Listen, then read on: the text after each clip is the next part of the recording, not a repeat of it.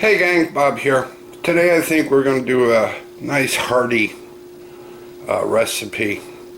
We're going to do some pot roast. So what I have here is a nice big marbleized piece of chuck roast. Why do they call them chuck roast anyway, guys? Like, did they chuck them away? Why do they call them pot roast? Anyway, I digress.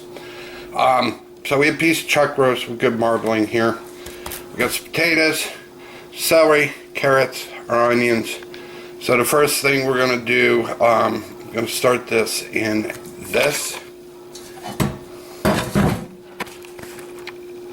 So what we're going to do is braise this first. While that's braising, we're going to peel our potatoes, our onions, our carrots, cut up our celery, and then I'm going to start this actually in a 300-degree oven, and then from there we're going to transfer it to a crock pot. If you have an Instapot, that's a lot better. This will work a lot faster, but I'm old school, so let's do it the old school way. Come on, join me. Alright, so the first thing we're going to do, we're going to heat this up, add some butter, and we're going to braise our meat. And then while that's braising, like I said, we're going to prep our vegetables. Okay, here's the cooking tip.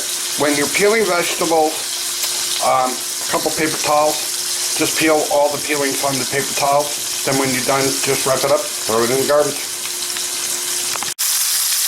Alright, there you go. You want to just sear on the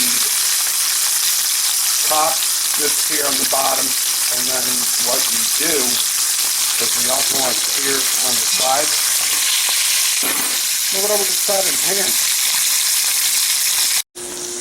Like I said, no fuss, no muss. So we're just going to roll this up now, throw it in the garbage, and then I'll show you the rest of this.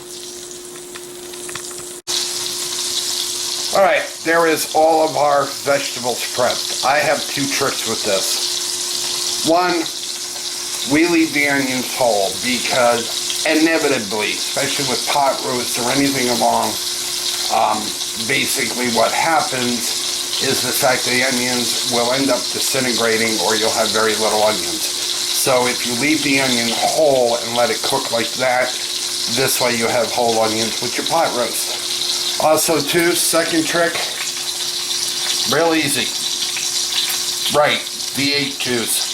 So what we're going to do now is we're going to dump the V8 juice and the water over top of the meat, let it come up to boil, add our vegetables, put a top on it, let it simmer for about 20 minutes, and then transfer it to the oven. Alright, as you see, everybody's in the pool. Also, two guys forgot to tell you to add. I add 3 cloves of garlic whole. Just peel them, snip the ends off, throw them in. Gives a little more flavor. As you noticed, I did not add any salt. I did not add any flavorings, anything along that line. There is a reason. I will show you later on why. But in the meantime, we're going to throw a cap on this. We're going to let it get up to a simmer. Let it simmer for about 20 minutes. Dump it in a oven. Now you can finish this off in your oven. I'm not going to be here, so again, crock pot is just easier for all of us all the way around. Or like I said, if you have an Instapot, you can do this. Just follow the directions on your Instapot.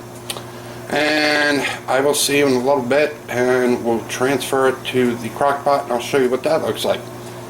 See you in a bit, guys. Alright, as you can see, we are up to a little bit of a boil. So what we're going to do is turn the heat down. And again, I'm using cast iron kettle. Okay, you can use whatever, but for me, remember, cast iron holds residual heat. Okay, so as you notice, we turned the gas down, but it's still bubbling. So eventually, it will come back down to a simmer. So we're going to let this go for about another 20 minutes, throwing it in the oven for about an hour or so, and then transfer it to the crock pot. See you in a bit, guys. Alright, that's about an hour in the oven. So now we're going to just transfer it to the crock pot and let it go. So I will see you in a little while when we serve this, and I'll show you how we serve it. Alright, we transferred it to the crock pot. We're going to put this on low. let it go low and slow for about another 4 hours, and then it'll be dinner time.